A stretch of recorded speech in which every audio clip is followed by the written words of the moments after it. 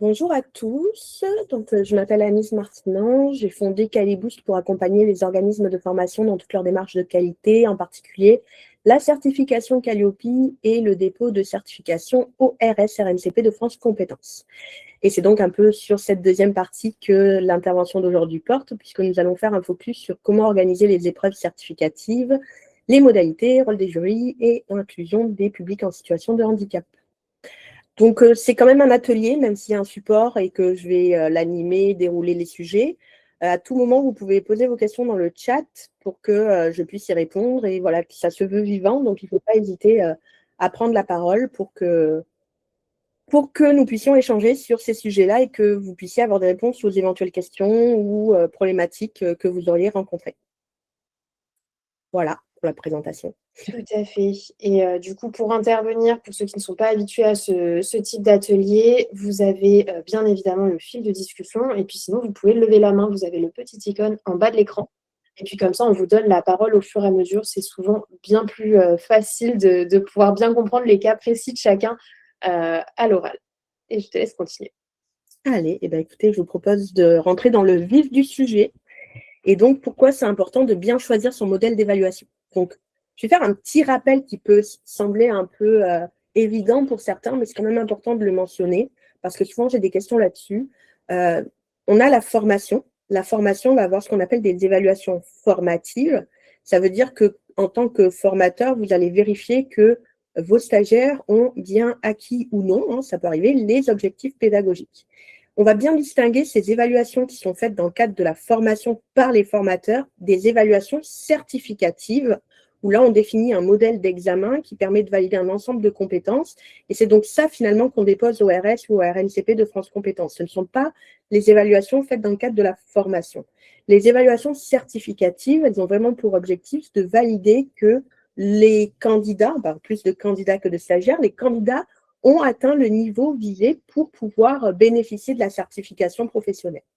Donc, on va définir un ensemble de conditions, comment on va évaluer les compétences, quels sont les critères qui vont permettre de dire lui, il l'a atteint, lui, il ne l'a pas atteint, et qui va les évaluer. On parle d'un jury qui forcément est un jury de personnes qui sont neutres, donc forcément pas le formateur, on y reviendra quand on parlera de la composition du jury, des personnes qui sont neutres dans le parcours du candidat et qui vont permettre de valider de manière équitable entre les différents candidats et neutres et professionnels parce qu'ils ont forcément un statut et une expérience qui font qu'ils sont capables de juger que les personnes ont atteint le niveau qu'on veut, qu'on a défini comme niveau visé par la certification. Donc ça, c'est très important déjà de distinguer les évaluations formatives des évaluations certificatives. Et nous, on va s'attacher aux évaluations certificatives, c'est-à-dire comment on va venir valider que les candidats ont atteint le niveau visé par ma certification. Et donc, pourquoi c'est important de bien choisir son modèle d'évaluation? Déjà, puisqu'il en va de la crédibilité de votre certification. Si vous avez un modèle d'évaluation qui est trop peu exigeant, avec des critères qui ne sont pas assez définis ou pas assez ambitieux, bah, finalement, votre certification, si tout le monde peut l'obtenir en passant l'examen, elle n'est pas crédible. Donc, déjà, c'est important de définir quand même un certain niveau pour pouvoir justement justifier que ma certification est un vrai levier de reconnaissance pour les personnes qui l'obtiennent. Ensuite, il va falloir faire attention à la reproductibilité des évaluations. Ce n'est pas la peine d'être trop ambitieux avec un modèle qui peut sembler génial sur le papier, mais que vous n'êtes pas capable d'organiser en vrai. Donc, c'est quand même très important de vous poser la question quand vous définissez votre modèle d'évaluation, est-ce que c'est quelque chose que je vais pouvoir tenir dans la durée? Est-ce que c'est quelque chose que je vais pouvoir reproduire à chaque fois pour que les candidats bénéficient à chaque fois des mêmes conditions d'évaluation? Et ça, c'est quand même super important puisque quand on dépose un examen, on doit déposer quelque chose qui est reproductible et où chaque candidat qui va se présenter à votre certification bénéficie des mêmes conditions. Il va falloir aussi assurer l'équité entre les candidats. Donc, comment vous allez pouvoir garantir que tout le monde a les mêmes conditions d'évaluation, comment vous allez pouvoir intégrer aussi tout ce qui est adaptation aux situations de handicap, on y reviendra pour permettre l'égalité des chances. Donc, il va falloir vraiment que vous attachiez une importance à ça, faire attention qu'il n'y ait pas de lien entre les membres du jury et les candidats pour pas qu'il puisse y avoir une opinion ou quelque chose qui puisse influencer leur décision. Donc, tout ça, c'est des points qu'il faudra prendre très au sérieux et sécuriser, notamment dans le cadre du règlement d'évaluation. On va le revoir plus tard. Et aussi, il faut faire attention à ce que l'évaluation soit alignée avec les compétences visées. Si vous avez des compétences qui sont très pratiques, je vais prendre un exemple qui est assez visuel pour tout le monde, mais quand on a les certifications sur l'embellissement des cils, par exemple, on ne va pas vérifier ça en vidéo. Donc, il faut quand même que le modèle d'évaluation il soit cohérent par rapport aux compétences que vous voulez vérifier. Et ça, France Compétences va vraiment s'y attacher, va vraiment vérifier que ce que vous proposez, c'est cohérent par rapport aux compétences qui sont visées. Donc, quand on est sur des compétences de mise en pratique, avoir qu'un oral, par exemple, ça ne semble pas raisonnable.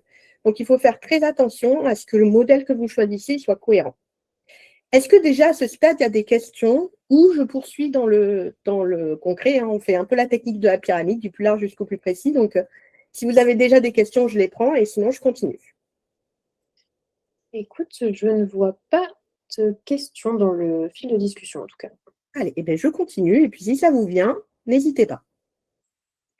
Donc, déjà, j'ai voulu faire un focus par rapport au Vademecum qui est sorti le mois dernier. Donc, j'ai trouvé très, très intéressant pour la partie évaluation notamment, puisqu'en fait, ils ont balayé les différents types d'évaluation possibles, comment il fallait les intégrer dans le projet, lesquels il fallait privilégier, lesquels pouvaient suffire à eux seuls ou devaient être complétés par d'autres. Donc, je trouve que c'est intéressant qu'on regarde ce qu'il existe et ce qui est possible de faire déjà d'un point de vue évaluation. Alors, déjà, on a les mises en situation professionnelle. Donc ça veut dire qu'on va placer le candidat dans une situation réelle.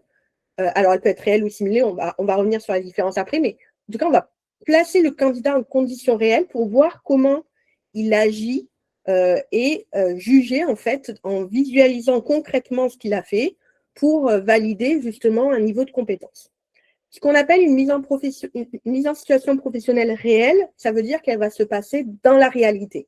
Donc, en général, c'est des candidats qui vont préparer un dossier par rapport à leur situation professionnelle qu'ils rencontrent dans le cadre de leur travail. Donc, en général, ça prend la forme d'un dossier où ils vont apporter des preuves de ce qu'ils ont fait, de ce qui s'est passé, comment ils ont réagi. Et souvent, c'est complété d'une soutenance orale où ils expliquent et où ils peuvent répondre à des questions du jury, ce dossier ou cette soutenance, ce mémoire, pardon, ou ils peuvent aussi prévoir un support type diaporama, PowerPoint pour montrer ce qu'ils ont fait. Donc ça, on parle d'une mise en situation professionnelle réelle parce que c'est le candidat qui va parler de ce qu'il a vraiment fait dans le cadre de son travail. La mise en situation professionnelle simulée, ça veut dire qu'on va faire un examen où on va reproduire des conditions réelles et on va voir comment il agit. Par exemple, pour les diagnostiqueurs immobiliers, ils ont une plateforme où ils vont pouvoir faire des diagnostics simulés, en fait. Ça veut dire qu'ils ne sont pas réels, ils n'existent pas vraiment, même s'ils se passent exactement comme dans la réalité. Donc ça, déjà, la mise en situation professionnelle, qu'elle soit réelle ou simulée, c'est vraiment la modalité d'évaluation à privilégier selon France Compétences, parce que c'est celle qui est au plus proche des conditions de travail réelles, des réalités du métier, et qui vont permettre de vraiment valider que le candidat, il a les compétences. Néanmoins, ce n'est pas les seules modalités d'évaluation possibles, et on va le voir, il y en a d'autres.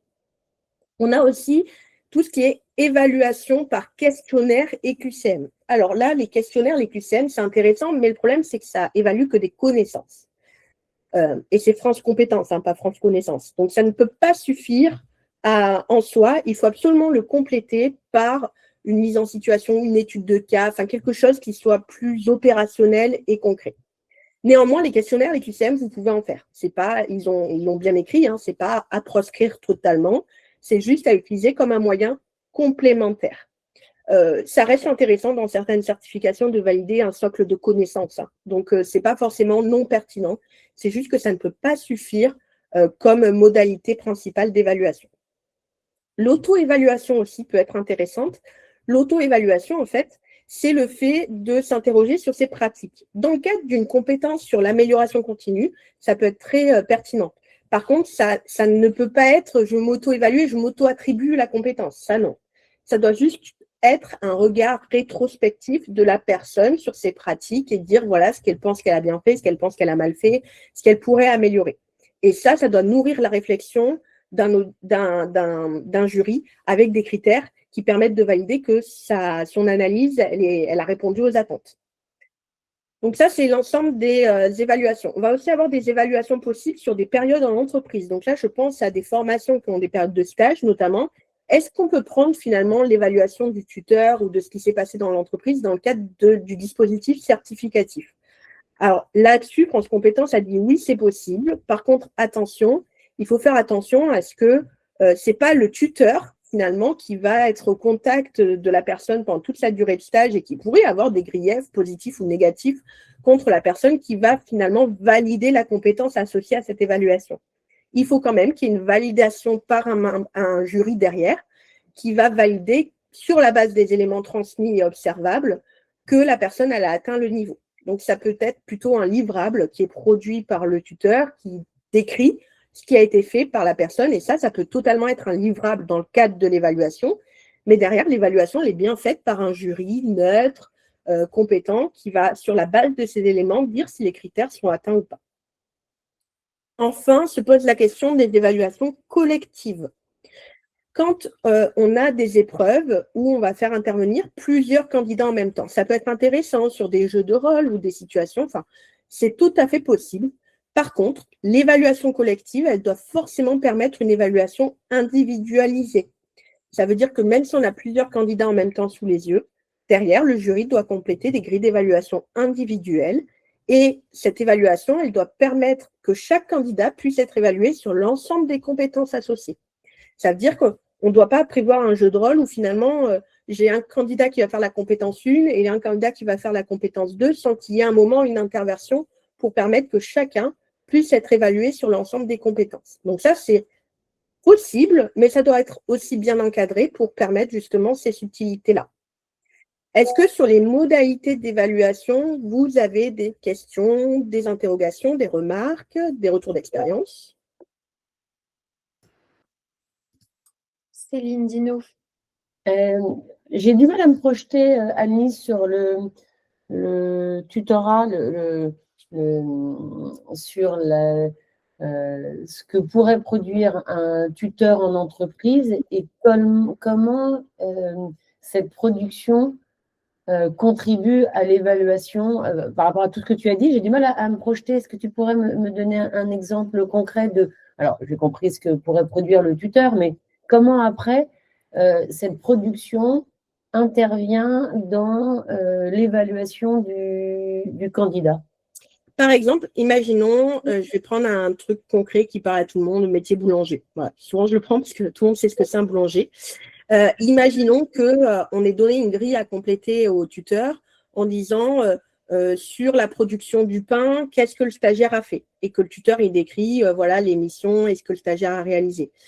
En fait, ce livrable où on aurait une description des missions du stagiaire par le tuteur peut être ensuite analysé par le jury qui, lui, va avoir une grille de critères. Et si effectivement la description dans le document répond aux critères, il va pouvoir valider le critère. Mais cette validation du critère, c'est bien que le jury qui peut le faire et pas le tuteur. Le tuteur, lui, va plus produire un document qui va permettre au jury de dire « Ok, qu'est-ce qu'il a fait ou pas dans le cadre de sa situation professionnelle ?» Alors, c'est une façon que j'imagine, hein, ça veut dire que moi, j'ai juste vu des mécoms et je me suis fait mon petit film après à côté. Concrètement, je ne l'ai jamais encore vu. Mais voilà, ça sera accepté parce qu'en fait, ce ne serait pas le tuteur qui évaluerait, ça serait le jury. Le tuteur, il peut juste aider à produire un document qui montrerait ce que le stagiaire a pu mettre en pratique dans le cadre de la période de stage. Qui est descriptif et pas évalué. C'était ça, j'avais du mal à comprendre. Descriptif et qui va nourrir justement le jury pour comprendre le niveau de pratique qu'a eu le stagiaire et donc pouvoir dire, OK, ça c'est maîtrisé ou pas. Un peu comme la mise en situation professionnelle réelle, en général, ça ne suffit pas. Ça doit être complété par un oral où le jury peut venir titiller, questionner le stagiaire, vérifier un petit peu ce qui a été dit dans un document qui reste déclaratif finalement. C'est très clair. Merci beaucoup, Annelise. C'est rien. Est-ce que certains ont d'autres questions sur ces types d'évaluation ou veulent nous partager un petit peu des retours d'expérience? Oui, Carole. On ne vous entend pas, il faut ouvrir votre micro. Bonjour. Alors, moi, j'ai juste une question, mais enfin, elle est quand même en lien avec les différentes évaluations possibles. C'est que là, je suis sur un renouvellement que je vais déposer et j'avais un bloc de gestion administrative et comptable.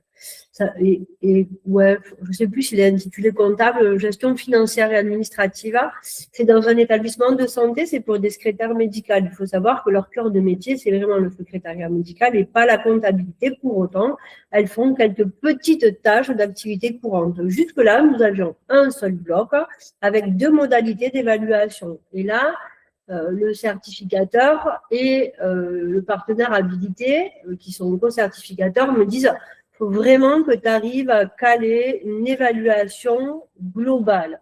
Je crois que je l'ai vu. Je pense qu'après, il va falloir définir le temps, j'imagine, faire 2 fois 2 heures. Mais ça, c'est aussi possible. Tout à fait. Alors, attention, alors, il est possible de faire une évaluation globale à l'échelle d'un bloc, ça oui. Par contre, il faut faire attention sur les RNCP. Du coup, merci pour votre intervention, c'est bien que je puisse le rappeler, que chaque bloc s'évalue indépendamment les uns des autres. Donc, on ne peut pas avoir une évaluation qui sera à cheval sur 2 blocs. Ça, ce n'est pas possible. Par contre, au sein d'un même bloc, effectivement, on peut avoir une seule évaluation. Souvent, moi, c'est ce que je fais pour simplifier. Donc, on peut dire l'évaluation, elle porte sur l'ensemble des compétences du bloc, il n'y a aucun problème. Par contre, effectivement, il faut que ce soit cohérent. Et comme je l'ai dit, donc il faut bien que la modalité d'évaluation, elle permette de valider toutes les compétences. Mais si vous avez une seule étude de cas et qu'elle permet de valider toutes les compétences, c'est tout à fait acceptable. Oui, donc je peux avoir une étude de cas administrative et comptable que je rassemble dans une seule étude de cas avec des données administratives et des données comptables qui permet de valider toutes les compétences du bloc. C'est possible. Ok. Merci beaucoup. De rien. Bon, alors je continue. Et si ça vous inspire d'autres questions, n'hésitez pas. Il y en avait une de Florian dans le fil de discussion, je ne sais pas si tu la vois. Il parle des études de cas à l'écrit. Est-ce que ça rentrerait dans les MSP? Eh bien, potentiellement oui. Ça dépend encore une fois les compétences qu'on veut valider. Si on est sur des compétences de type rédactionnel, analyse, démonstration, oui, tout à fait. Ou comme là, on parlait de compétences comptables et administratives et financières, ça peut se faire totalement à l'écrit. Par contre, si on est sur des compétences du style faire un pain de boulanger ou poser des cils, non. Donc, il faut encore une fois que la modalité sélectionnée elle soit cohérente au regard des compétences qu'on veut faire valider. Analyse d'un appel d'offres, tout à fait possible à l'écrit. Tout à fait. Puisque finalement, quand on rédige un appel d'offres, avant qu'on puisse être convoqué à l'oral, c'est que de l'écrit. Donc, ça pose aucun problème d'avoir une mise en situation professionnelle à l'écrit. C'est cohérent au regard des réalités du métier. Merci beaucoup. Allez, je continue. Donc, se pose ensuite la question, une fois qu'on a les modalités d'évaluation, comment on va noter les candidats? Et ça, c'est quand même, alors j'ai dit noter, mais même si on ne met pas de notes, c'est comment on va valider acquis, non acquis, enfin en tout cas valider le niveau des candidats. Donc déjà, ce qui est important, c'est de construire des critères qui sont objectifs. Les critères, en fait, un bon critère d'évaluation, donc vous vous rappelez, c'est votre troisième colonne du référentiel. Un bon critère d'évaluation, c'est un critère où il n'y a pas de place à l'interprétation. Si on commence à se dire, lui, je ne sais pas, peut-être un peu, que le critère, il n'est pas suffisamment clair, ça veut dire que le critère, il doit être retravaillé. Le critère, il faut qu'on puisse répondre oui ou non. Donc, il faut vraiment que le critère, il soit très compréhensible pour les membres du jury et qu'il n'y ait pas de place à l'interprétation et qu'ils puissent se dire, lui, c'est OK, lui, c'est pas OK. On parle souvent de définir des indicateurs observables et mesurables. Qu'est-ce que ça veut dire? Ça veut dire que des fois, c'est bien de quantifier le critère. Quand on dit, je prends un exemple, il doit avoir défini des arguments, pas très clair, il doit avoir défini au moins 3 arguments qui permettent d'attester que, voilà, il faut définir un niveau vraiment cible attendu qui permet de dire, lui, c'est OK, lui, c'est pas OK. Donc, on peut aussi les chiffrer, ces critères, pour justement arriver à avoir un niveau qui soit très, très clair. Donc là, je vous ai mis des exemples. Par exemple, trop vague, le candidat maîtrise bien la communication. Donc, maîtrise bien. Voilà, souvent, on retrouve des mots comme ouais, c'est maîtrisé, c'est complet, c'est expliqué. Mais en fait, tout ça, ça ne veut rien dire si on n'a pas vraiment défini ce qu'on attend concrètement de la part du candidat. Donc, Un indicateur qui serait mesurable, c'est le candidat reformule la demande, quelque chose que je peux vérifier, valide la compréhension, c'est quelque chose que je peux vérifier, et adapte son discours au contexte professionnel. Et si je veux rajouter le handicap, je dirais même et aux éventuels besoins d'adaptation de la personne. Et là, hop, on a un critère qui est vraiment complet, qui est observable et sur lequel on ne va pas avoir de soucis d'interprétation. Donc, le premier enjeu, c'est vraiment ces critères qui doivent être hyper factuels, mesurables, observables. Ensuite, il faut définir un système de notation. Donc, quand je dis notation, ce n'est pas forcément une note 1, 2, 3, 4, 5. Hein. Là, c'est vraiment un système de quantification, de validation. Donc, on peut avoir un système acquis, non acquis. C'est-à-dire le critère, il est acquis, il est non acquis. On peut avoir un système de notes. C'est intéressant, notamment si on veut faire une pondération. Si vous avez des critères qui sont plus importants que d'autres, là, ça peut être intéressant de mettre des notes avec ce critère, il vaut 0,5 points, ce critère, il vaut 1 point, ce critère, il vaut 1,5 points. Ça permet de, justement, quand il y a des critères qui sont plus importants que d'autres, dans l'évaluation des compétences, de les pondérer. Et là, je vais faire écho à notre rendez-vous de vendredi dernier. Attention à ne pas avoir des critères KO. France Compétences n'apprécie pas que vous ayez des critères qui soient complètement éliminatoires ou des compétences qui soient complètement éliminatoires. Préférez la pondération qui va permettre justement de quantifier les critères ou les compétences qui peuvent avoir plus d'importance sur les autres, mais pas de mettre des choses qui sont éliminatoires. Alors, je finis juste ça avant de répondre aux questions. Il faut faire attention à avoir une cohérence globale de l'évaluation. Donc, il faut que quand on met en place les choses, ça soit aussi cohérent par rapport à ce qu'on veut vérifier chez le candidat. Et attention à bien définir un seuil de réussite, notamment que ça soit acquis ou non acquis, ou que vous ayez mis en place un système de notes. Il faut définir après comment on décide à partir des grilles d'éval. Donc, est-ce qu'il faut 80% de critères acquis pour valider la compétence et que toutes les compétences soient acquises pour valider la certification? Est-ce qu'il faut, sur l'ensemble de tous les critères de toutes les compétences d'un bloc ou d'une certification, avoir au moins 80% de notation? Donc, si c'est sur 20, d'avoir au moins, alors 80, bref, je me trouve maligne, là maintenant, ça fait quoi? Ça fait 16 sur 20, 17 sur 20, enfin voilà. D'avoir une note minimum que vous exigez pour valider la certification. Soyez suffisamment exigeant. Si c'est trop facile dans vos critères et que du coup tout le monde l'a, ce n'est pas satisfaisant non plus. Donc il faut trouver la bonne et juste mesure pour définir un système qui soit le même pour tout le monde et que la règle elle soit bien établie, bien connue, bien communiquée et qui soit suffisamment exigeant pour que ce ne soit pas non plus trop facile d'obtenir la certification. Allez, je réponds aux questions. Bonjour, j'avais une petite question concernant le acquis non acquis. Du coup, est-ce qu'il y avait un intermédiaire? Parce que c'est vrai que des fois, entre guillemets, entre parfaitement non acquis et non acquis, il y a entre parfaitement acquis et non acquis, il y a un petit peu un milieu. C'est pas forcément parfait, mais ça peut être suffisant pour valider la compétence. Oui, et c'est là que le problème, c'est que vous introduisez une part de subjectivité ou de pas très clair, qui n'est pas forcément idéal pour France Compétences. Donc, quand on est sur un système acquis-non acquis, moi, je préfère toujours laisser que acquis ou non acquis. Effectivement, c'est acquis, ou alors si c'est partiellement acquis, bah, c'est non acquis. Donc, l'idée, là, c'est d'avoir plutôt quelque chose de dichotomique. Sinon, vous pouvez privilégier un système de notation en disant, bah, si c'est 1 point, je peux mettre la moitié de la note si les éléments ils sont partiels, ou 0 si vraiment la personne, elle n'a rien présenté. Donc là, on peut introduire cette subjectivité où on a plus une mesure et une échelle de notation qui doit être bien définie. Et après, vous prévoyez plutôt un système de moyenne moyenne. Quand je dis moyenne, je trouve toujours que 50%, moi, c'est pas assez, mais d'avoir au moins 75% ou 80% de la note pour valider.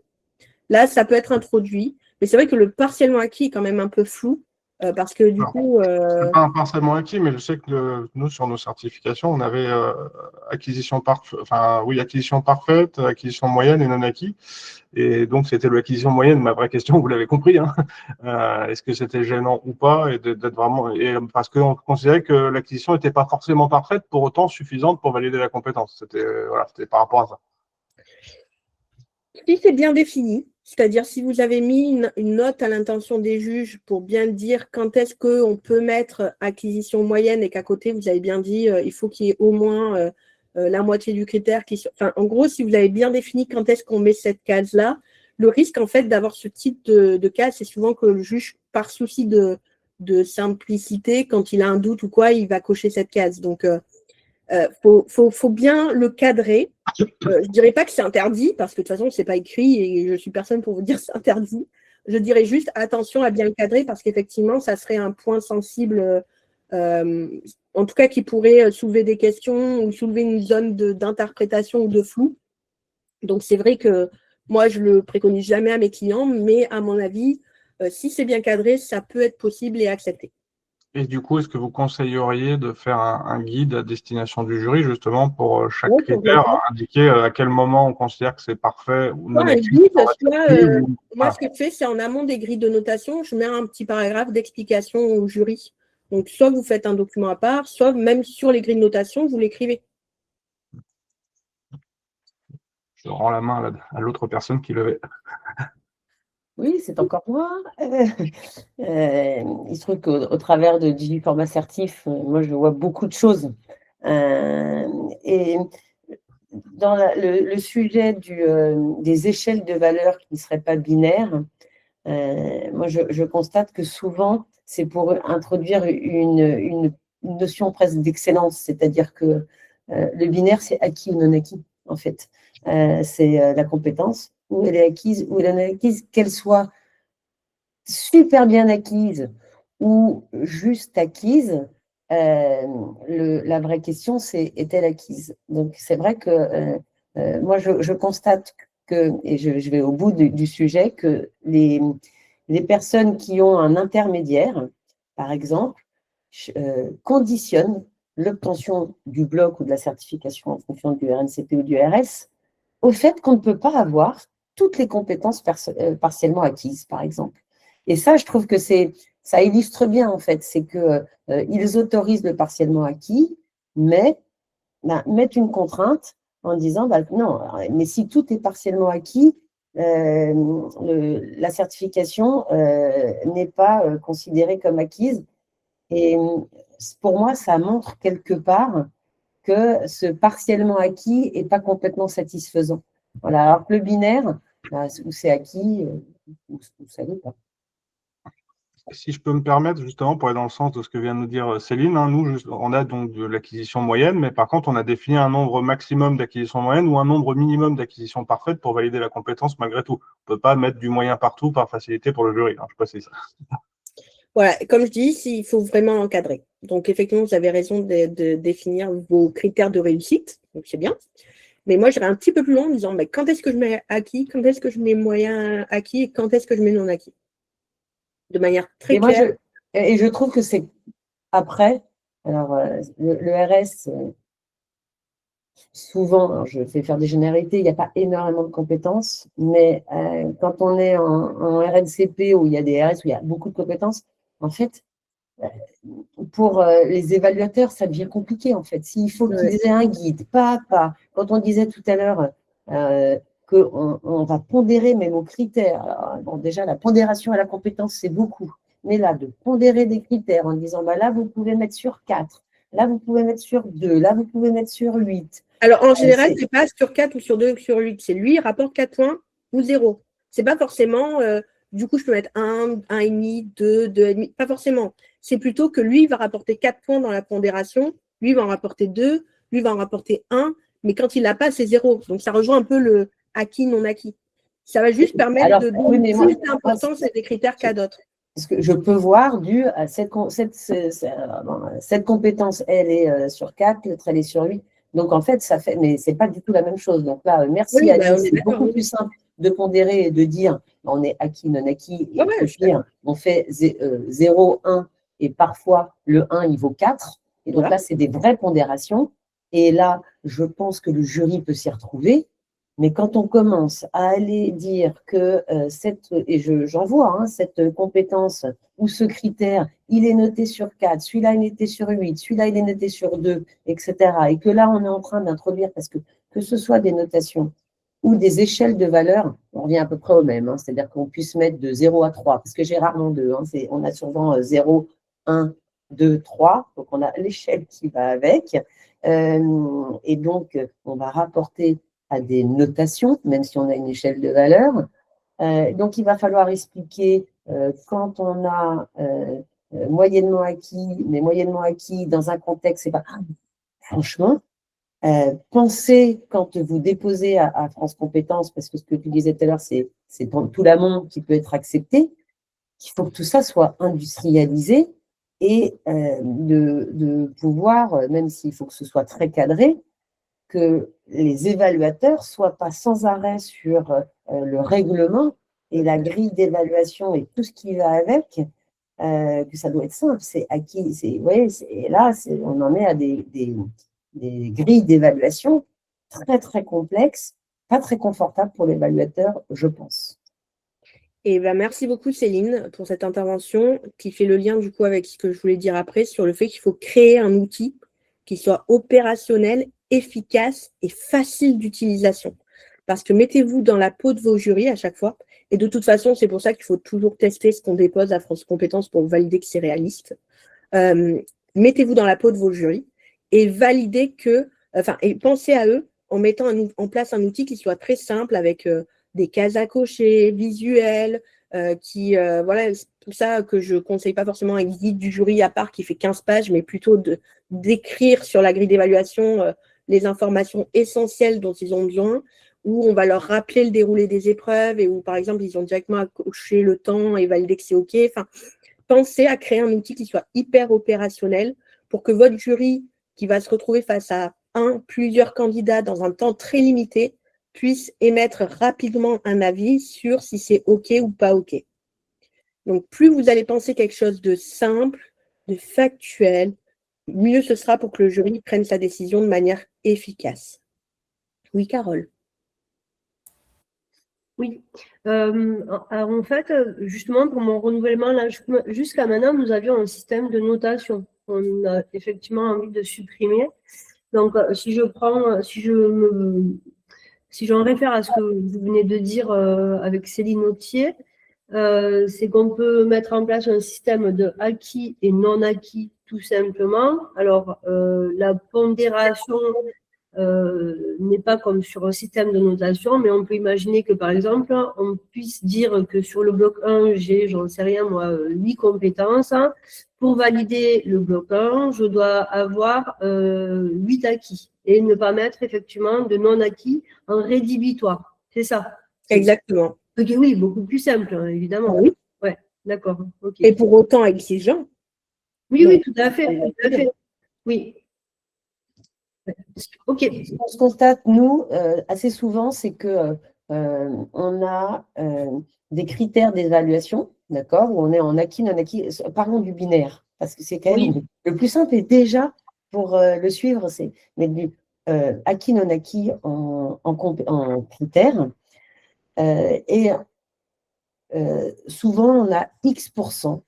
Le seuil, c'est X%. Alors, ce que je vois le plus, c'est 50% des critères qui doivent être acquis. D'accord. C'est un peu exigeant, moi, personnellement, mais non. Voilà, 50%. Alors, imaginons, moi, je vois souvent 50%. Mais 10%, par exemple. Je vais vous dire ce que je vois. Après, Anis va, justement, c'est super, dire ce qu'elle pense que c'est le mieux. Donc, on a 50% des critères et 100% des compétences. Voilà. Ouais. On ne se pose pas la question, les compétences, elles doivent être… et le partiellement acquis, quelque part, c'est le fait qu'on accepte que tous les critères ne soient pas cochés en acquis. Voilà, c'est ça le partiellement acquis de la compétence. Donc, c'est le critère, il l'a pas. Donc, 75%, c'est peut-être plus… Moi, je préfère 75%, 100%. Voilà. Donc, et là, on est dans le très simple. On est dans les calculs simples, quelque chose de simple. C'est le mieux. C'est ce que je préconise à mes clients et qu'on fait quasiment souvent, tout le temps. Après, des fois, il y a l'histoire de la pondération des critères, comme je vous disais, mais ça reste du acquis non acquis. Ça veut dire que c'est juste la note apportée par le critère va varier, mais c'est 2 ou c'est 0, c'est 1 ou c'est 0. Voilà, c'est le point, parce que le principe, c'est de se dire que si vous évaluez des compétences, c'est qu'il faut les évaluer. Donc voilà, c'est toutes les comptes, d'où le X% de critères donne la compétence et avoir 100% de la compétence. Voilà, parce que sinon… Moi, j'ai toujours du mal avec les certifications où on accepte que toutes les compétences ne soient pas validées. Alors, je sais que ça passe, hein, je sais qu'il y en a qui arrivent à faire enregistrer, mais c'est vrai que je trouve que le propre même d'une certification, c'est justement d'attester de la maîtrise de ses compétences. Donc, je suis une grande partisane il faut que toutes les compétences soient validées. Par contre, on définit un seuil de validation pour les compétences. Dire 100% des critères, 100% des compétences, c'est peut-être effectivement trop exigeant. Ça ne laisse pas de place à du partiellement acquis qui pourtant ne veut pas dire qu'on est nul. Mais je trouve que c'est quand même important que toutes les compétences soient validées pour garantir aussi le sérieux d'une certification et la réelle maîtrise des personnes qu'on certifie. Et ça, c'est un petit peu un avis personnel. Et je peux poser une question. Est-ce qu'on peut imaginer, enfin, je réfléchis à, par exemple, est-ce qu'on pourrait imaginer que sur une compétence, mais ouais, mais ça, oui. Je réponds à ma question par rapport à ce que vous avez dit tout à l'heure, ça serait rédhibitoire. Est-ce qu'on pourrait imaginer qu'une compétence et que les critères d'acquisition de cette compétence, donc une compétence, d'un bloc de compétences sont essentielles et pour le coup doivent être à 100% validées. Ça, Céline, justement, c'est ce que tu nous disais vendredi dernier, que ça n'avait pas été apprécié par France Compétences de dire cette compétence, elle est éliminatoire, elle est plus. Voilà, ça. Et nous, en interne, on en a discuté. Alors, on n'est pas France Compétences. Nous, on ne peut réagir qu'avec ce qu'on voit et qui est déjà déposé, accepté. C'est à l'inverse, si vous passez une certif d'électricien et que à la compétence, c'est brancher des fils. Alors, excusez-moi, je suis nulle dans mon exemple. Vous ne validez pas tous les critères, c'est compliqué quand même. Ouais. Voilà, mais France Compétences a dit, alors je ne sais pas si la personne qui m'a raconté ça est présente, a été retoquée en disant, en fait, si une seule compétence peut mettre en KO tout le reste, n'évaluez pas le reste. Voilà. Ouais. Et nous, on a un client, il y a pas plus tard qu'hier, qui a un peu demandé l'inverse, qui a dit, moi, en fait, quelque part, j'évalue 10 compétences et il est important d'évaluer 10 compétences. Mais si le candidat a les 3 compétences clés, ça suffit. C'est-à-dire que là, on a complètement inversé la tendance. Voilà, oui, on a complètement inversé la tendance. Donc, on voit un peu tout. Moi, vraiment, je pense que le fait de pouvoir pondérer, dire que vraiment celle-là, elle est essentielle, parce que KO ou pas KO, honnêtement, si vous mettez une pondération de 50 sur une compétence quand toutes les autres sont à 1, normalement, on devrait arriver à peu près au même. Mais qu'un KO, mais ça veut dire que les autres ont quand même un intérêt. Voilà, je suis d'accord. Merci. Bon, on va continuer, puis n'hésitez pas toujours si vous avez des questions.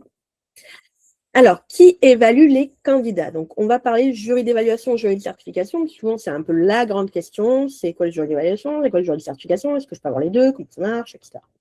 Alors, le jury d'évaluation, en fait, ça va être… Alors, quand je dis jury, ce n'est pas une personne, c'est un groupe de personnes.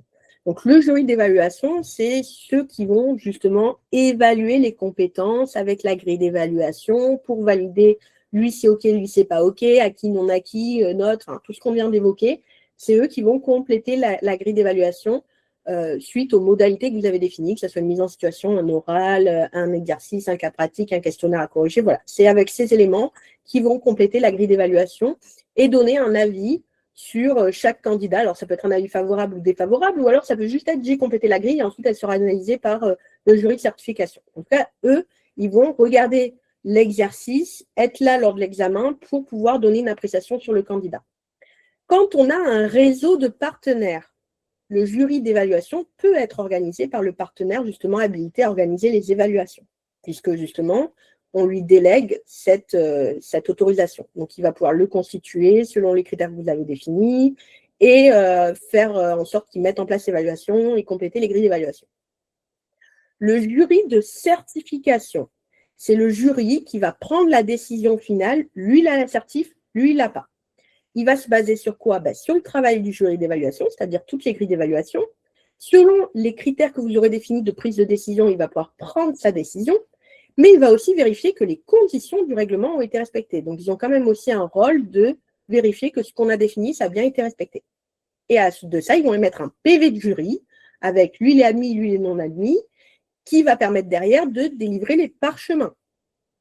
Lui, par contre, ce jury de certification, il peut être organisé que par le certificateur. Donc, quand vous avez des partenaires, vous pouvez déléguer le jury d'évaluation, mais derrière, le jury de certification et émission du PV de jury reste sous votre entière responsabilité, puisque vous êtes les seuls habilités à prendre la décision finale d'attribution de la certification. Donc, je finis sur ça, après je réponds aux questions, quand vous êtes certificateur et que vous organisez vous-même vos épreuves, effectivement, on peut avoir une même composition du jury, parce qu'on peut imaginer qu'il y a le jury d'évaluation qui se réunit ensuite et qui délibère. Donc ça, c'est possible, et du coup, on peut avoir les mêmes membres qui se retrouvent des deux côtés. Quand, par contre, c'est un partenaire, le jury d'évaluation est organisé par le partenaire, le jury de certification est organisé par le certificateur. Et il y a une communication entre les deux, donc des fois, ça peut ne pas avoir eu lieu le même jour, ou voilà.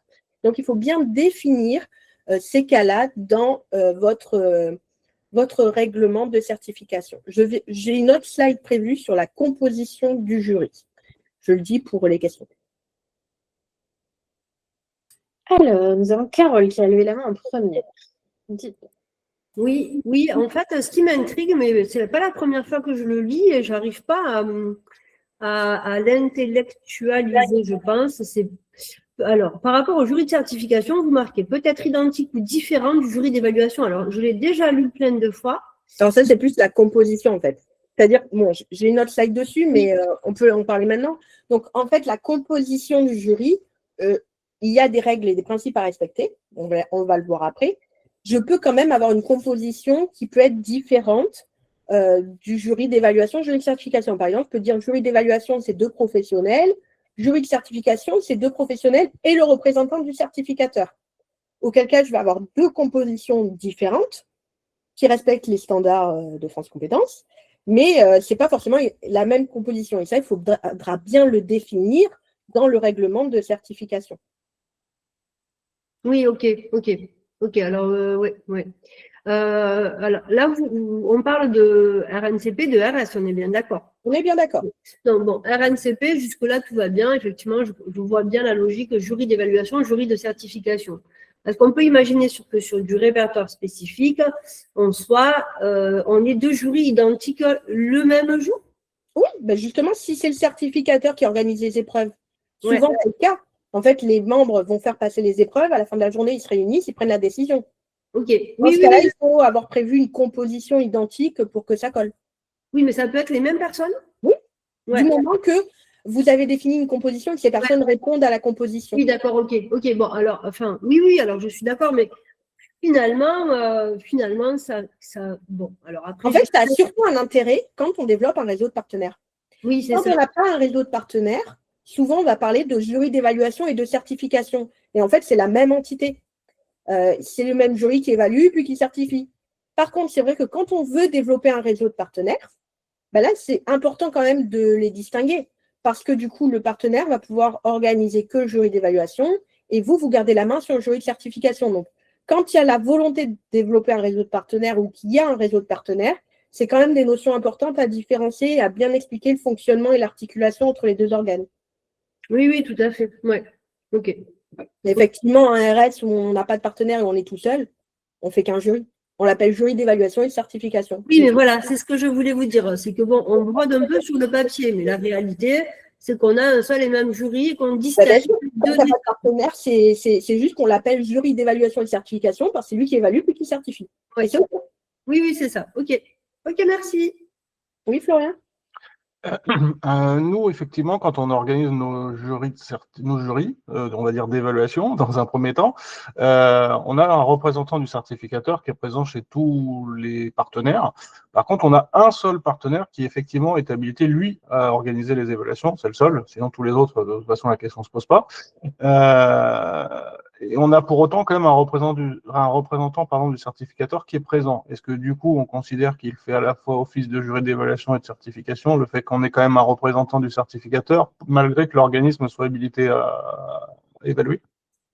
En fait, déjà, donc, ce qu'il faut comprendre, c'est que dans ce cas, votre partenaire, il organise le jury d'évaluation. Vous pouvez tout à fait avoir dit, dans mon jury d'évaluation, j'ai un représentant du partenaire. OK. Nous, il y a toujours un représentant du certificateur, c'est marqué, il y a les jurys et en plus un représentant du certificateur. C'est la composition de nos jurys de certification, systématiquement.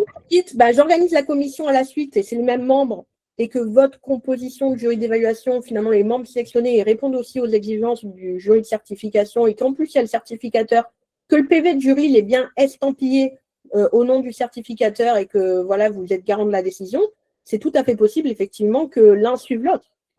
Nous, sur nos PV généraux d'examen, on a donc les signatures des jurys et il y a la signature uniquement sur ce PV-là, pas sur les grilles d'examen, seulement sur le PV général du représentant du certificateur pour attester de la conformité avec tout à fait conforme. Ce qui ne serait pas conforme, ça serait que le certificateur soit totalement absent et délègue l'édition des PV de jury, son contrôle au partenaire. Mais là, en l'occurrence, il y a un représentant du certificateur, donc c'est tout à fait possible de fonctionner comme ça. Je vais aller jusqu'au bout de ma question. Est-ce que ce représentant du certificateur, dans le cas précis où c'est un partenaire habilité à évaluer, ça peut être aussi le représentant du partenaire habilité à évaluer qui a été désigné entre guillemets par le certificateur? Ah, du coup, non, c'est plutôt vraiment un représentant du certificateur qu'il faut.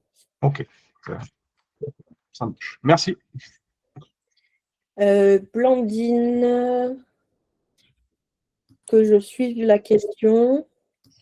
Blandine nous demandait, dites-nous peut-être de. Oui, je vais vous dire par oral sinon. Ça sera mieux. Donc, si les jurés d'évaluation sont aussi les jurys de certification, en fait, ma question c'était est-ce qu'il faut avoir 2 PV, un PV de jury d'évaluation et un PV de jury de certification, ou est-ce que ça peut être un seul PV? Alors, en général, le jury d'évaluation, il n'est pas vraiment PV, parce que le jury d'évaluation, il complète ses grilles. Donc, Ok. je l'ai déjà vu, il y en a qui le font et ce n'est pas forcément une anti-pratique non plus. C'est vrai que ça n'a pas de sens au sens de France compétente, puisque le PV de jury, c'est la décision en fait. Et la décision, c'est le jury de certification. Ok. Voilà. Après, s'il y a 2 jurys différents, en général, le livrable du jury d'évaluation, c'est les grilles, et le livrable du jury de certification, c'est le PV. Si vous faites un PV d'évaluation en plus qui retrace les décisions, enfin en tout cas les préconisations, les avis du jury d'évaluation, ça ne sera pas péjoratif. Bon, c'est juste que c'est pas forcément requis, quoi. D'accord. Mais je vois que Céline a répondu. Merci Céline sur le fait que dans Digipharm Assertif, du coup, c'est possible d'avoir 2 PV. Et j'avais une question également sur toujours ces jurés. Si on dit que le président de jury, enfin nous, en fait, on a 2 jurés qui sont tous les 2 formés. Il y en a un, il fait partie des OC et un qui est externe. Okay. Professionnel du secteur, etc. Blablabla. On dit que celui qui est externe, c'est le président du jury, de façon à ce que, voilà, s'il y a une problématique, c'est lui qui tranche. Okay. Et est-ce que ça, est-ce qu'il faut que ce soit toujours cette même distribution des rôles dans le cas du jury de certification? Ouais, pourquoi pas. Ok, il n'y a pas de problème là-dessus. Ok, non. Parfait. Non. Alors, c'est vrai que France Compétences n'aime pas, vu qu'on parle du président de jury, que le président de jury, ça soit le représentant de l'OC, systématiquement. Ok. Moi, souvent, ce que je fais, c'est un tirage au sort. Donc, des fois, c'est le troisième. Ah oui. Voilà. Mais on peut tout à fait faire ce que vous avez dit, au moins comme ça, il n'y a même pas de débat. Ça veut dire que ce n'est pas le représentant de l'OC, le président, ça va très bien aussi. Ok, merci. Sandra, dites-nous. Bonjour, vous arrivez à m'entendre? Oui, je vous entends, c'est bon cette fois-ci. Très bien. Donc, j'ai plusieurs questions, effectivement. Je ne sais pas si la slide suivante pouvait déjà répondre à certaines, mais j'arrive difficilement à distinguer dans le vade-mecum les conditions d'un jury d'évaluation et les conditions de la composition surtout, les critères de la composition d'un jury d'évaluation et d'un jury de certification. Je m'explique. Nous, de notre côté, pour sécuriser complètement l'assertif, on a été vraiment sur des éléments qui essayent de répondre le plus possible aux 2 compositions. Donc, le jury d'évaluation est externe, le jury d'évaluation ne fait pas du tout partie des formateurs, le jury d'évaluation est collégial. En fait, il a exactement les mêmes critères qu'un jury de certification au niveau de la composition. Okay. Maintenant, sur le terrain, je vous avoue que c'est très et assez compliqué de pouvoir suivre ces règles. On s'impose le fait de les suivre, mais au niveau organisationnel, c'est assez compliqué. Donc, j'ai plusieurs questions. La première, parce que j'ai vu passer un règlement à un autre organisme dans lequel il mentionnait que le jury d'évaluation, déjà, ce n'est pas nécessairement un jury, ça peut être un évaluateur. Cet évaluateur peut évaluer les blocs de compétences et en même temps, vu que le dossier, tout ce qui va avec sont anonymes, automatiquement, il est plutôt, il a la légitimité de pouvoir évaluer. En revanche, ce règlement de cet organisme mentionne en gras que seul le jury de certification est celui qui est capable de valider l'acquisition de ce bloc. Donc déjà, je voulais voir si, parce que ça c'est beaucoup plus facile, ça veut dire que en fait l'évaluateur peut être n'importe qui et du simple fait que le dossier est anonyme, il a le droit de noter. Je voulais voir déjà si ça c'est, parce qu'il est passé ce règlement de certification que j'ai vu voir, et cet organisme a eu 5 ans lorsqu'il a renouvelé. Oui, Donc, bon, regarder qui est l'organisme, et France Compétences, c'est pas une science exacte dans le sens que ça reste quand même très politique, mais bon, je vais limiter mes propos là-dessus dans ce webinaire. Donc, mon avis, c'est que c'est non. Mais j'entends, moi aussi, je vois des fois des trucs qui passent et je suis toujours un peu surprise. Je vais aller sur la slide, ça va répondre aux questions, effectivement, de la composition du jury. Donc, d'ailleurs, j'ai oublié de l'écrire. Le premier truc, c'est au moins 2 membres. Qu'on soit sur le jury d'évaluation ou le jury de certification, c'est au moins 2 membres pour composer un jury. Ça ne peut pas être effectivement une personne toute seule qui décide de c'est OK ou pas OK. Sur ces au moins 2 membres, il y a une composition impaire qui est recommandée. Donc, en général, ça veut dire au moins 3 membres, même si, effectivement, 2 membres, ça passe. Voilà, ça là-dessus, moi, des retours d'expérience que j'ai sur les dossiers que j'ai présentés, 2 membres, ça passe. 3, c'est toujours mieux parce que du coup, on peut dire dès qu'il y en a 2 sur 3 qui sont OK, c'est OK.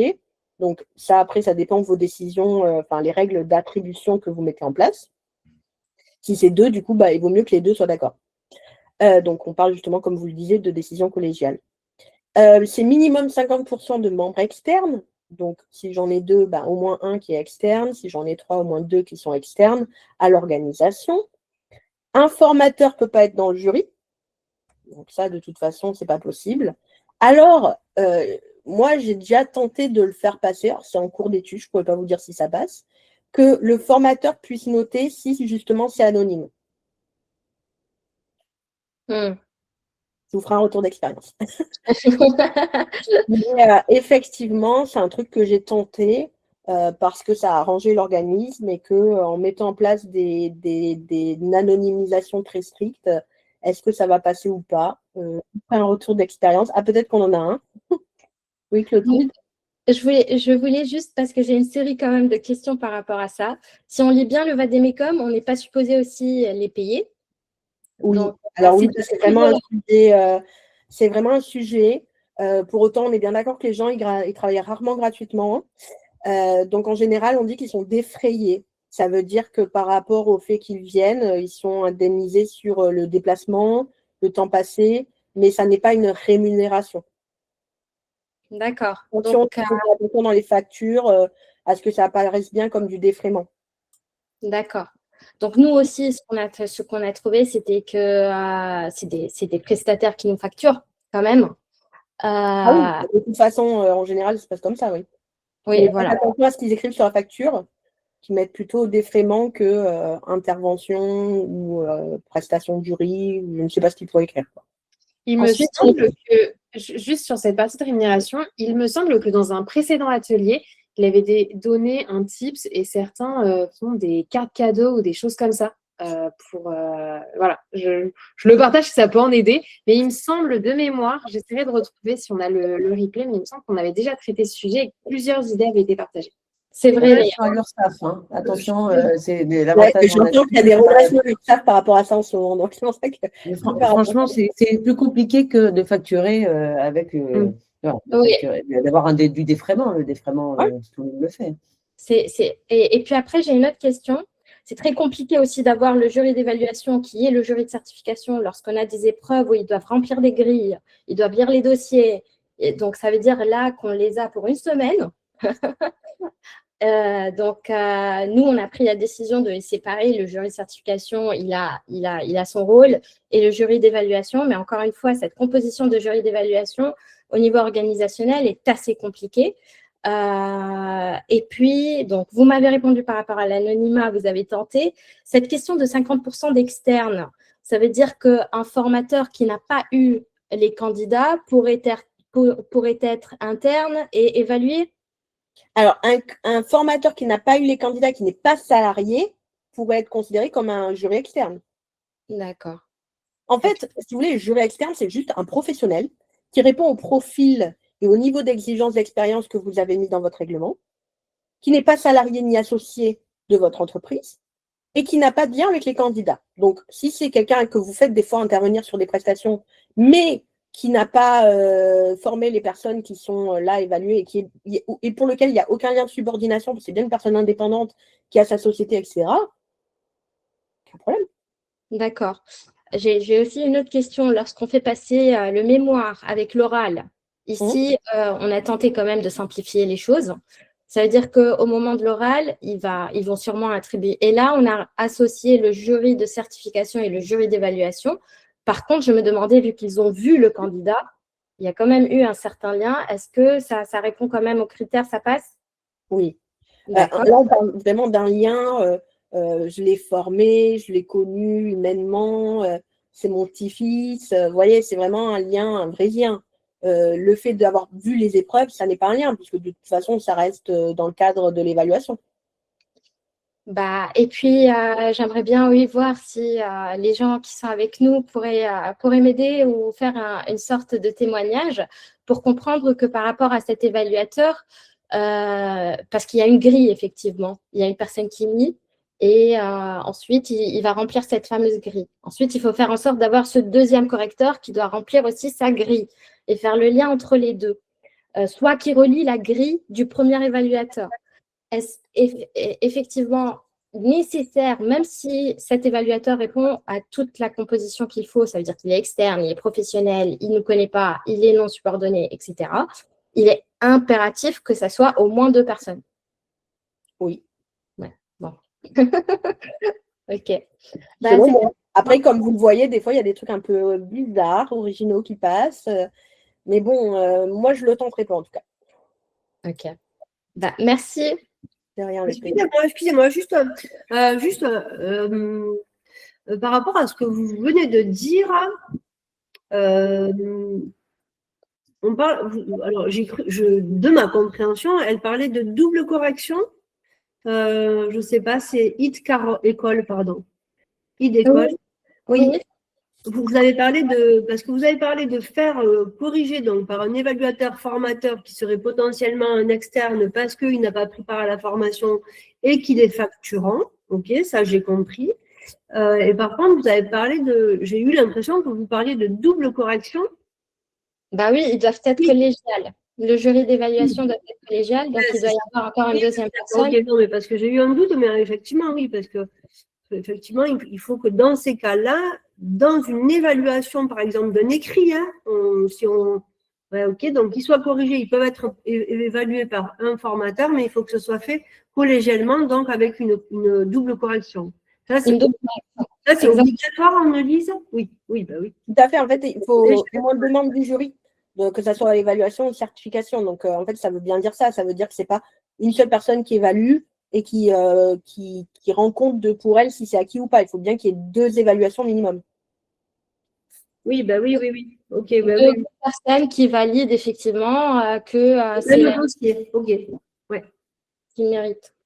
Mais comme j'ai dit, c'est compliqué au niveau organisationnel. Donc, je sais bien. C'est pour ça que tout le monde ne peut pas être certificateur et que ça reste quand même quelque chose d'ardu de consigner toutes les exigences. C'est pour ça aussi qu'il faut penser un modèle d'évaluation dès le début, qui soit réaliste, comme je disais, qui ne soit pas trop contraignant pour votre organisation.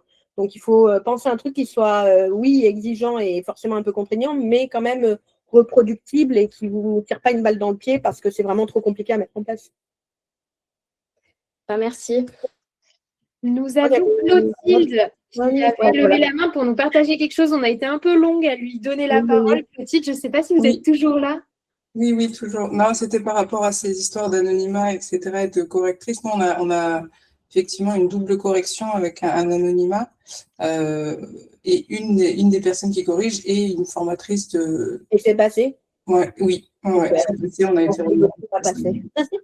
C'est anonyme et c'est passé. Super. Ouais, mais je l'ai tenté parce que ça me paraissait effectivement possible qu'en anonymisant une personne qui répond aux conditions, même si elle est formée, c'est ne peut pas reconnaître les personnes qu'elle a formées, voilà, que ça puisse totalement être jouable. Clotilde, pardon, vous pouvez reprendre exactement les conditions que vous avez mises en place pour l'évaluation?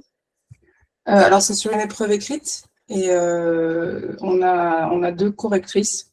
En l'occurrence, c'est des correctrices. Et donc, au niveau de l'anonymat, ce qu'on a fait, c'est qu'on a chaque candidat a un code candidat avec donc les copies qui sont rendues sont avec ce code candidat. Il n'y a que nous qui avons le lien entre les deux. Et les copies qui sont adressées sont ensuite corrigées et on fait le lien après avec les candidats, avec le code qui a été donné aux correctrices. Et les correctrices sont des personnes qui ont eu les candidats ou externes? Alors, une des personnes, oui. La deuxième, non. Et celle qui n'a pas eu les candidats a une note clé et comment dire, on a pondéré un peu plus sa note à elle. Pour ne pas être à 50-50, mais c'est 60 et 40. Quoi. Très bien. Et c'est passé. Bah, très bien. Et c'est passé. Ouais. Par contre, ce que je suis en train de réaliser, c'est que c'est des correctrices qui ne sont pas le jury d'évaluation. C'est ce que je suis en train de percuter dans l'échange. Vous avez fait un seul jury, évaluation et certification, du coup? Non, on a un jury d'évaluation, mais sur ce pôle de compétences-là qui est évalué sur une étude de cas, les correctrices ne sont pas identifiées comme jury d'évaluation. Je suis en train de discuter qu'on est un peu peut-être en décalage parce que. Et du coup, le jury d'évaluation, il fait quoi? Le jury d'évaluation, il fait quoi? Alors lui, il note les 2 autres blocs de compétences.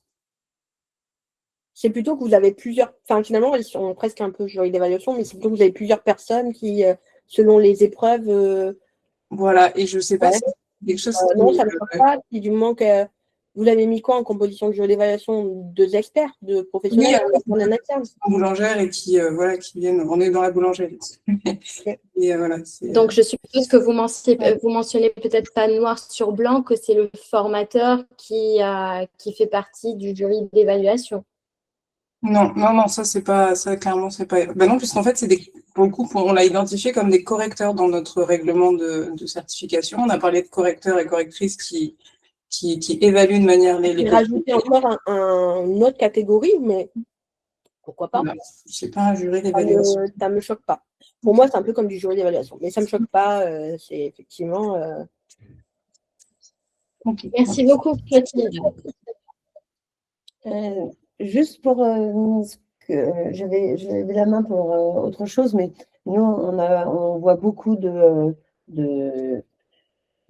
parcours de certification qui est comme celui que Clotilde a suggéré, c'est-à-dire des évaluateurs / correcteurs au niveau du parcours, au niveau de différentes évaluations qui peuvent être différents, et un jury d'évaluation qu'on appelle un peu, entre nous, jury de synthèse. En fait, quand il y a eu pas mal d'évaluations, etc., d'avoir un jury qui n'est pas nécessairement composé des évaluateurs, qu'il est souvent, mais on peut avoir un jury d'évaluation composé de 5 membres. Je parle bien de jury d'évaluation, et il y en a 2 qui ont fait l'écrit parce qu'il y a un certain nombre de compétences évaluées au travers de l'écrit, d'autres au travers de la soutenance, ça va être 2 autres, voilà, etc. Donc, c'est parmi les membres du jury d'évaluation qu'on va avoir les évaluations de différentes étapes d'évaluation. Donc, voilà, moi, Clotilde, nous, on en voit pas mal. Je voulais revenir sur le formateur. La semaine dernière, Alice, tu as dit, à moins que je me sois trompée, que le formateur, un organisme de formation, ne pouvait pas évaluer dans un autre organisme. Je me suis trompée ou tu as dit ça? Non, ça ne me parle pas, mais on ne peut pas évaluer dans un autre organisme, c'est-à-dire. J'avais compris que le formateur ne peut pas évaluer les gens qu'il a formés. D'accord, ok, bon, ça, je suis OK avec ça. J'avais cru comprendre et ça m'avait. Ok, j'avais mal compris ce que tu as dit la semaine dernière. Merci beaucoup. J'ai vu qu'il y avait une question dans le chat sur l'IA. Alors, je vais montrer le Vademecum pour y répondre. Dans le Vademecum, ils ont parlé de ce qu'ils appellent les évaluations automatisées. Donc, j'imagine que ça peut être une évaluation par IA. Faut faire attention, justement, c'est ce qu'ils disent, à sécuriser justement la méthode qui est utilisée, garantir que ça apporte une…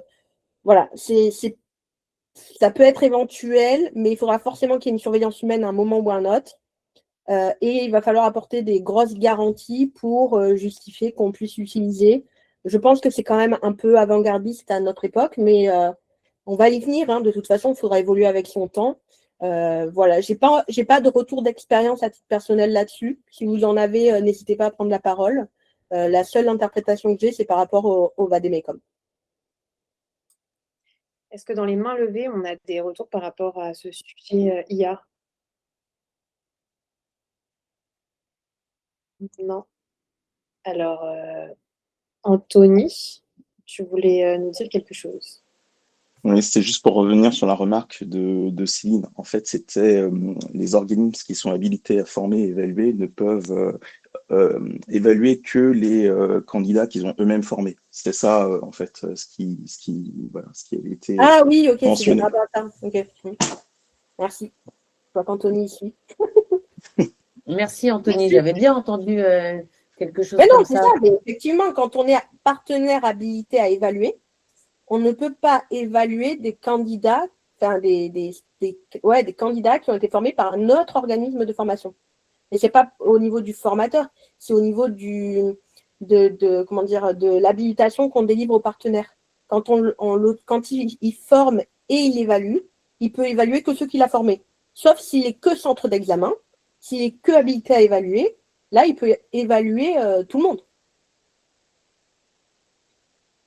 Ok, très bien. Et donc, ça veut dire que si tu as 2 étapes de jury, un jury d'évaluation et un jury de certification, que tu as un partenaire De qui toute est… façon, le partenaire, il fait que le jury d'éval, comme on a dit. Le jury de Complètement, ça, certif, je voilà. suis complètement d'accord. Mais dans le cadre où il y en a 2, tu as voilà, ton formateur, il peut aussi être formateur parce qu'il est professionnel et que c'est, tu vois, voilà, il peut être dans un centre de formation habilité, mais avoir une activité professionnelle de la profession. Donc, ça veut dire que lui ne pourra-t-il être multi-organisme pluri-organisme de formation? Tu vois, s'il est formateur pour, ça arrive, hein, pour 5 OF, va-t-il pouvoir l'être?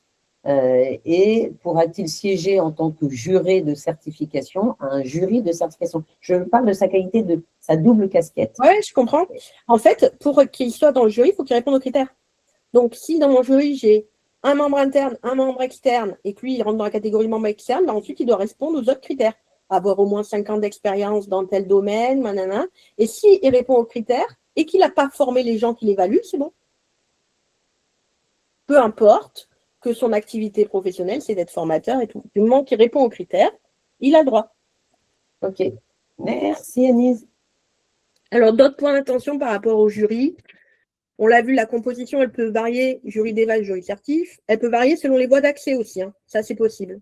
Le processus d'habilitation du jury, c'est-à-dire comment je sélectionne mes jurys, sur la base de quels critères, et quel est le processus d'habilitation, notamment s'il doit d'abord avoir un entretien, me fournir des preuves, signer une charte, être formé. Vous devez le clarifier dans le règlement de certification. Et ça, c'est un point d'attention pour France Compétences, de regarder comment vous recrutez, comment vous sélectionnez vos membres du jury. Oui, Anthony. Alors, si tu nous parles, tu as coupé ton micro entre-temps, on ne t'entend pas. Non, c'est involontaire. Désolé. Pas de souci. Alors, je continue, parce que le temps avance. C'est ça. On prend vos questions juste après. On finit les quelques slides pour avoir le temps de traiter les sujets. Allez, nickel. Donc, je voulais aussi aborder avec vous la composition du règlement de certification. Donc, le règlement de certification fait partie des pièces attendues. Certains l'appellent assurance qualité, certains l'appellent règlement d'évaluation. Certains font 2 documents, règlement de certification, assurance qualité. Vous faites bien ce que vous voulez. Le but, c'est que dans l'ensemble de ces documents, on retrouve toutes ces thématiques. C'est-à-dire les conditions d'accès, que prérequis, vérification des prérequis, documents attendus pour valider les prérequis, et comment on juge que la personne elle est recevable pour passer l'examen et être candidat. À l'inscription, les éventuels aménagements, comment on valide le processus d'inscription, comment on va voir si on va intégrer les publics en situation de handicap, et vous verrez, il y a une slide là-dessus sur les adaptations qu'on peut mettre en place. Voilà, comment on va aménager éventuellement les épreuves ou pas du tout, si on part sur une trame classique. La planification des sessions d'examen, comment on va convoquer le candidat, comment on va préparer, organiser le lieu, quelles sont les conditions matérielles et techniques attendues, comment on va convoquer le membre du jury, est-ce qu'il y a des documents à transmettre en amont. Voilà, donc là, on explique comment on organise les sessions d'examen. Plus vous êtes concret, mieux c'est. Le déroulement pratique des épreuves, donc là, on va détailler ce qui se passe dans le référentiel, petit tuyau personnel. Dans votre référentiel de compétences et d'évaluation, n'indiquez pas de durée et de modalités pratiques. Comme ça, vous pourrez les faire évoluer en cours de certification. Dans votre référentiel, vous mettez juste la modalité globale, cas pratique, mise en situation, orale, exercice, questionnaire, etc. Et dans votre règlement d'évaluation, c'est là où vous allez rentrer dans le détail de combien dure telle étape, quels sont les outils qu'on utilise, présentiel, distanciel, où vous allez rentrer dans le détail. Si c'est dans le règlement, ça peut évoluer sur justification, en cours de certification. Si c'est dans le référentiel, c'est foutu. Le référentiel est publié sur France Compétences, vous n'allez pas le changer facilement. Les règles de conduite, fraude, sécurité. Comment vous garantissez tous ces points-là? France Compétences va faire très attention à ce que vous montriez que vous les avez pris en compte et intégrés dans votre règlement. Les modalités d'évaluation des compétences, c'est ce qu'on parlait, acquis, non acquis, système de score. Derrière, on valide aussi les critères de réussite, les règles de décision, quand est-ce qu'on attribue la certification, quand est-ce qu'on ne l'attribue pas. Il faut que ça soit des règles qui soient écrites. Comme ça, c'est les mêmes pour tout le monde. C'est des règles de décision qui sont actées. La composition, le rôle, le fonctionnement des jurys, donc ça, c'est tous les points qu'on a vus précédemment. Les réclamations, les voies de recours, donc on distingue réclamation, je ne suis pas content, et voie de recours, j'estime que j'ai été lésé et que les conditions n'ont pas été respectées. Mais dans tous les cas, que ce soit une réclamation ou un recours, il faudra préciser comment vous les traitez. Contrôle qualité, donc là, comment on va justement vérifier que le règlement est respecté? Est-ce que vous faites des audits? Est-ce que vous avez une grille de contrôle? À quelle fréquence vous vérifiez? Comment vous contrôlez vos partenaires? Tout ça, il faut le préciser. Le RGPD, très important parce que c'est apparu dans le Vademecum qui est publié le mois dernier. Donc, comment vous mettez en place le RGPD? Comment vous informez les personnes sur leurs droits? Moi, je joins à tous mes règlements une annexe avec le recueil du consentement pour l'exploitation des données personnelles que le candidat doit signer au moment de son inscription, par exemple. Ça peut être attendu. Le fonctionnement du conseil de perfectionnement. Donc, comment on va venir, quelles sont les données qu'on va mesurer, l'enquête de professionnalisation, quel est le rôle du conseil de perfectionnement, comment on va améliorer en continu la certification. Et donc, si vous avez abordé tous ces points, vous avez quelque chose de très complet qui va donner tous les éléments de réponse qui sont attendus par France Compétences. Comme l'a dit Léa, je continue et après, je prendrai les questions. Donc, par rapport aux aménagements pour les personnes en situation de handicap, je vous ai mis une petite slide sur ce qu'il est possible de faire. C'est hyper important de le prévoir, d'accord? Là, on doit vraiment garantir une égalité des chances, une égalité d'accès à votre certification. Donc, qu'est-ce que vous pouvez proposer sur des épreuves écrites? Qu'est-ce que vous pouvez proposer sur des épreuves orales? Et de manière générale, c'est important de désigner un référent handicap qui va analyser le besoin individualisé quand il y a besoin et proposer les aménagements nécessaires en garantissant quand même que ça permette d'évaluer la certification. Il ne faut pas que ça modifie le niveau d'exigence. Ce n'est pas parce qu'on est en situation de handicap que ça va être plus facile d'obtenir la certification. Non, c'est juste qu'on va aménager pour que ça soit possible de passer l'examen, mais derrière, la décision, elle doit être tout aussi valable que pour un autre candidat. Bien sûr, c'est sur présentation de justificatifs. Donc, il faut aussi prévoir ces points-là administratifs pour dire comment vous allez adapter le parcours quand il y a une situation de handicap. Je fais ma petite promo, comme à chaque fois. Donc, je vous laisserai regarder si un jour vous avez besoin de mes offres sur Caliboost. Et je vais répondre aux questions. Alors, déjà, merci beaucoup pour tous tes partages. Je vais remettre tes coordonnées dans le fil de discussion pour ceux qui veulent contacter Anne-Lise pour plus de précision sur leur projet. Et on va prendre les mains levées dans l'ordre. Nous avons d'abord Florian. Je reviens juste sur un point qui, je veux bien qu'il soit clair, c'était pour l'histoire d'un partenaire qui est donc habilité à procéder à l'évaluation, On est bien d'accord? Oui. Donc, il ne peut pas procéder à l'évaluation d'un candidat qui aurait, par exemple, échoué dans un autre organisme de formation du réseau. Hein, on parle bien sur la même certification, on est bien d'accord.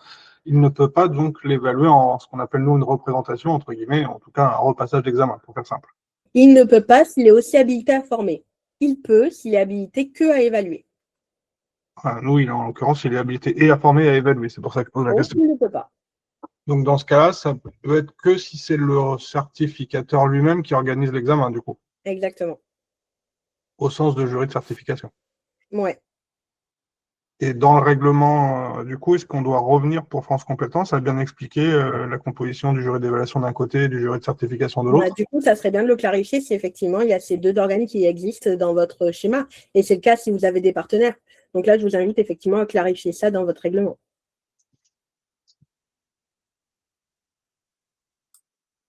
Super. Nous avions ensuite Blandine.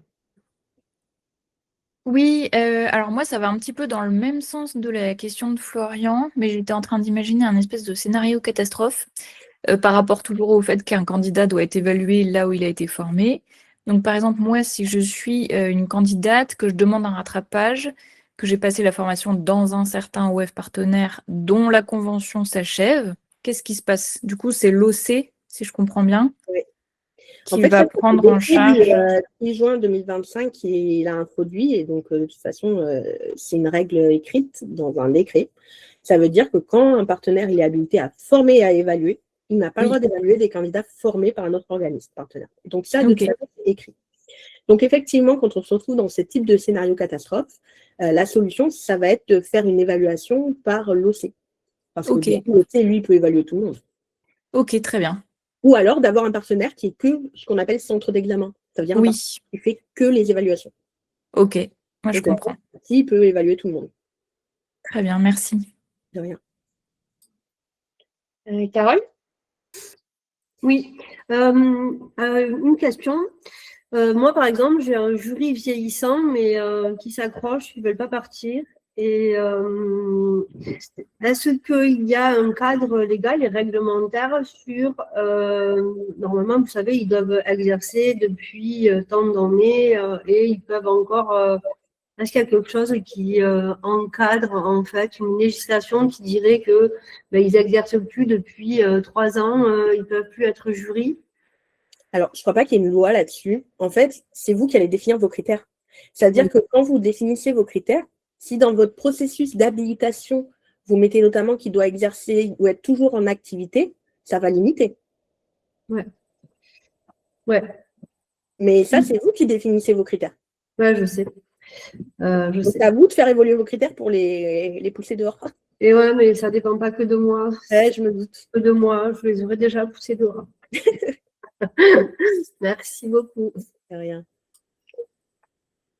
Sandra. Oui, moi je reviens encore sur mes questions de jury d'évaluation. Donc la question que je me posais, c'était par rapport aux partenaires. Donc vu que c'est un règlement de certification, il s'applique sur tout le monde. Et pour le jury d'évaluation qui fait 50-50, ça veut dire que le correcteur externe est choisi par le partenaire et le deuxième correcteur est aussi choisi par le partenaire et peut-être interne à lui. Est-ce possible ou il doit être interne au certificateur? Non, pour moi, il peut être interne à l'organisme partenaire. C'est là, attention aussi à comment vous l'avez écrit dans votre composition, parce que si vous avez mis interne à l'OC, donc moi, j'écris en général interne à l'OC ou à l'organisme habilité à faire passer les épreuves. Comme ça, au moins, c'est écrit. Donc ça pose pas de problème. Par contre, il y a toujours la contrainte de doit pas avoir formé les personnes qui l'évaluent. Oui, c'est pour ça qu'il y a la première ah oui, même celui qui est interne, je comprends. Ah oui.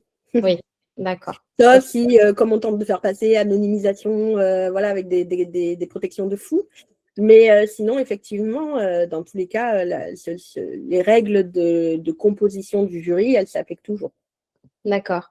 Donc, en fait, le fait qu'il soit habilité à évaluer et à former ne lui donne pas automatiquement l'accès. Pour moi, c'était automatique. Donc, du simple fait qu'il est habilité à évaluer et à former. Donc, ces critères de jury d'évaluation s'appliquent et il n'a qu'à les appliquer. Et lors de l'audit, nous, on vérifie effectivement qu'il y a eu ces En fait, quand il est habilité à évaluer, il va pouvoir organiser le jury d'évaluation, mais toujours dans le respect des règles que vous aurez définies. Et c'est pour ça que vous devez mettre en place un contrôle du réseau de partenaires pour valider que les règles que vous avez définies ont bien été appliquées. Très bien. Merci beaucoup. De rien. Nous avions ensuite Valérie. Oui, bonjour. Alors moi j'ai une question un petit peu particulière. Je ne sais pas si vous allez pouvoir y répondre. Alors nous, on vient d'avoir un titre que nous avons créé qui a été validé par France Compétences. On est en train d'organiser nos premières sessions d'examen et on se rend compte, puisque du coup on forme et on est aussi certificateur, et on se rend compte qu'en fait nos durées d'examen qui ont été définies dans notre référentiel ne sont pas bonnes et que, par exemple, on a prévu 2 heures et en fait, on se rend compte qu'il faudrait au moins 3 heures aux stagiaires pour faire l'étude de cas que nous avions imaginée. Qu'est-ce qui se passe dans ce cas-là? Qu'est-ce qu'on a le droit de faire vis-à-vis de France Compétences? Je n'ai pas du tout trouvé. Ok, alors je vais pouvoir vous répondre. Est-ce que déjà la durée, vous l'avez écrite dans le référentiel qui est publié? Bien sûr. Ah oui, mais ça, il ne fallait pas. Ouais. Bon, maintenant que c'est fait, Voilà. vous pouvez solliciter une mise à jour du référentiel. Alors, il y a 2 stratégies possibles. Soit vraiment, vous voulez passer la durée à 3 heures. Auquel cas, il faudrait solliciter une mise à jour du référentiel. Donc, il est possible de faire la demande de changement auprès de France Compétences, mais ils vont justement vous demander des renseignements complémentaires. Donc là, il faut faire une mise à jour de la fiche qui va être validée par France Compétences. Donc là, il faut rentrer en contact avec peut-être l'instructrice qui avait votre dossier ou voilà, pour demander une mise à jour du référentiel. Donc, c'est une démarche qui est possible, mais qui nécessite d'échanger avec France Compétences. Ouais. Et peut-être de mettre aussi le doigt sur le fait que vous avez déposé un truc que vous n'aviez pas testé. Ça, bon. Oui, non, on ne l'avait pas testé avant, oui. Bon. Donc, à voir. La deuxième stratégie, ça serait de repenser l'étude de cas pour essayer de faire en sorte qu'elle puisse être faisable en 2 heures. Donc, il y a 2 possibilités. Soit vous essayez de retravailler l'examen pour rentrer dans les clous de ce que vous avez déposé, soit vous voulez absolument modifier ce que vous avez déposé. Et auquel cas, je vous invite à faire un courrier argumenté, mettre juste le référentiel à jour en changeant que les heures et voir à ce moment-là s'il valide la modification. En soi, ils vont valider, il n'y a pas de… Oui, non, mais bon, c'est vrai qu'on se posait la question. Bon, pour l'instant, on est plutôt dans l'optique de repenser l'étude de cas. Parce qu'après, il suffit juste de faire une réunion et dire on va mettre à jour parce que c'est mieux comme ça et c'est fini, quoi. Ouais. Alors, c'est pour ça qu'on disait qu'on allait le faire déjà cette année comme ça, faire un conseil de perfectionnement derrière et suite à ce conseil de perfectionnement, prendre contact avec France Compétences pour expliquer. Voilà. Vous faites un courrier, vous joignez le PV de conseil de perfectionnement avec les motifs et le référentiel mis à jour. Okay. Merci beaucoup. De rien, bon courage. Merci. Alors, promis, ce n'était pas préparé, mais en fait, ma question, vous y avez répondu toutes les deux à 80%, parce que c'était ça sur l'évolution des règlements. Donc, ton retour d'expérience à toi, là, donc, c'était très clair sur quand dans les modalités d'évaluation, tout est très, très bien précisé. Mais si ça ne l'était pas dans le référentiel, mais que ça l'était dans le règlement, est-ce que ta réponse serait différente? Est-ce que ce qu'a proposé Valérie, c'est-à-dire de faire un conseil de perfectionnement, ouais, tout à fait. Quand ce n'est pas écrit dans le référentiel, moi, ce que je recommande, c'est de faire un conseil de perfectionnement, même exceptionnel si, par exemple, c'est urgent, et d'acter les raisons qui font que vous avez besoin de mettre à jour telle ou telle chose dans le règlement, de le mettre à jour, parce que le règlement, c'est un outil qui est vivant, donc qui doit vivre au cours de la certification. Et en fait, le fait de faire des conseils de perfectionnement, ça permet de garder une trace pour quand on présente le renouvellement, pouvoir argumenter finalement des évolutions qu'il y a eu au cours de la vie de la certification. C'est pour ça que je recommande de le faire à travers un conseil de perfectionnement. Par contre, si c'est juste changer une coquille dans le règlement, il n'y a pas besoin de faire un conseil de perfectionnement. C'est vraiment quelque chose qui impacte l'organisation des épreuves. Ok, super. Donc, ça veut dire que si c'est pas marqué dans le référentiel, mais si c'est renseigné sur la fiche France Compétences, non, en fait, le problème, c'est la fiche France Compétences. C'est-à-dire que tout ce qui est écrit dans la fiche France Compétences, c'est difficile de le changer. Alors, il y a des choses qu'on peut mettre à jour en continu, mais en général, ce n'est pas les items qui nous intéressent. Et les items qui nous intéressent, ils sont soumis à validation par France Compétences. Donc, en fait, dès que c'est dans la fiche, c'est plus rigide. C'est pour ça que moi, je conseille de mettre le minimum attendu dans la fiche et de mettre le reste dans le règlement. le règlement peut évoluer, vivre sans qu'on fasse n'importe quoi, on est d'accord, mais en cours de vie de certification. Ça, c'est très, très intéressant. Super. Donc, privilégier des informations structurantes, on va dire, dans le règlement qui, lui, va évoluer au fur et à mesure des conseils de perfectionnement et voilà, de ne pas être trop précis dans les modalités sur la En fait, fiche de dans le référentiel, vous compétences. n'êtes pas obligé de mettre la durée, la modalité. Non, on vous demande juste c'est quoi la modalité d'évaluation. Une mise en situation, comment elle se passe, mais sans détailler les durées, enfin voilà. Donc, il faut que ça soit un minimum précis, mais tout ce qui est opérationnel, je le mets dans le règlement uniquement. Merci beaucoup.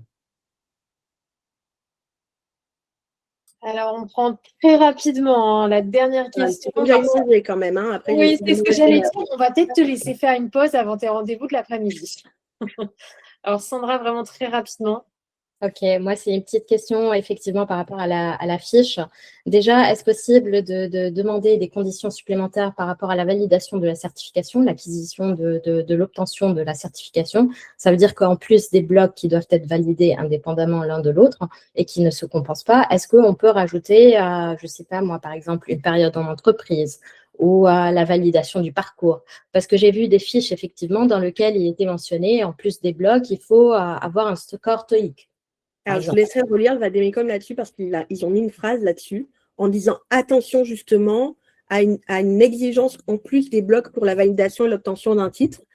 Pourquoi? Parce que la logique même des blocs, normalement, c'est je valide chaque bloc et quand j'ai tous les blocs, j'ai le titre. Donc, de ce que j'ai compris dans le Vademecum, c'est pas interdit, mais c'est pas conseillé. D'accord. Et c'est pour ça que, par exemple, nous, on a essayé de les mettre dans les prérequis. Ouais, bah oui, du coup, c'est pas une mauvaise idée. Voilà, on a essayé de les mettre dans les prérequis. Et là, récemment, ça, c'est peut-être les personnes qui sont avec nous c'est un témoignage. On a fait la modification sur la fiche. On a fait la modification sur la fiche parce qu'on s'est retrouvé avec un PV dans lequel il y a une colonne qui valide et qui coche ces deux critères-là. Donc, on les a bougés, on les a effacés du prérequis et on les a mis dans l'obtention et la validation de la certification. Et 2 semaines après, effectivement, comme vous le dites, ça passe en attente que France Compétences valide. Et 2 semaines après, on a eu le OK. Voilà.